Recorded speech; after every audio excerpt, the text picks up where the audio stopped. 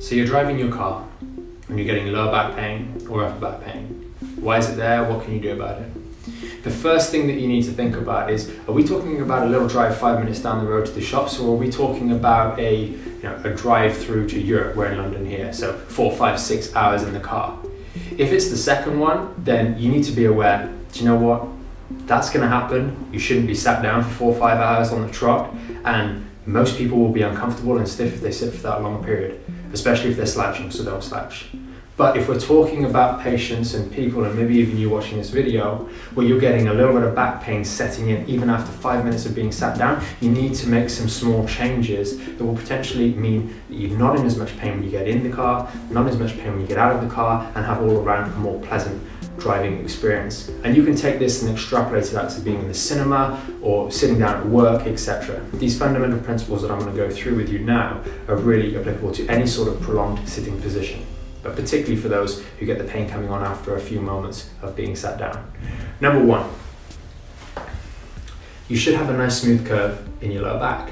Some of these cars, if you're in a sporty car, have bucket seats and those sorts of things, or people tend to slouch and sit in the most relaxed position, and that results in this process occurring, and you sit somewhat like that, slouched, slumped in your chair, and all the while you're putting more pressure through these discs. So if you have one in your car, or if you don't, engage that lumbar support so it actually sits you more upright with a nice smooth curve through the lumbar spine. This has two impacts. Number one, if you've got lower back pain, it's going to take pressure off the discs. Number two, by reorientating this curve here, this one comes back up over the top more effectively, rather than you being sat like that, which means you have to bend at the top, and that's going to stretch your middle back here. So bringing everything back towards a more balanced state of affairs and holding you in that position while you're driving is going to be much more helpful. If you make those changes, you should more or less instantly notice a difference. The other thing to bear in mind is having one hand on the wheel. Guys tend to be a little bit more guilty of this than ladies. Be nice and square, both hands on the wheel. Don't sit on one side, sit square, have that support in your lower back, and you'll do an awful lot better in those car journeys. But ultimately, if it is something that you're suffering with on an ongoing basis, and you can't even sit in the car for a couple of minutes before your back pain comes on, then you really should be going to see someone, because there's a good chance there's something going wrong in this section of your spine, obviously depending on where the pain is.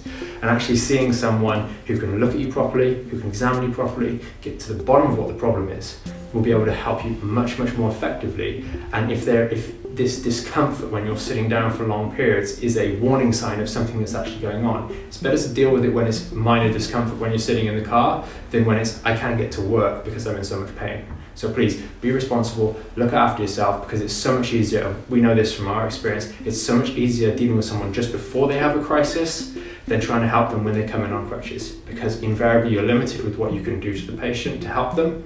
And it's much, much more helpful, because if they get to that state, or you get to that state when you're in excruciating pain, it's probably built up over a small period of time, or sometimes a longer period of time. And if you just got in there sooner to get some help, it would have been better.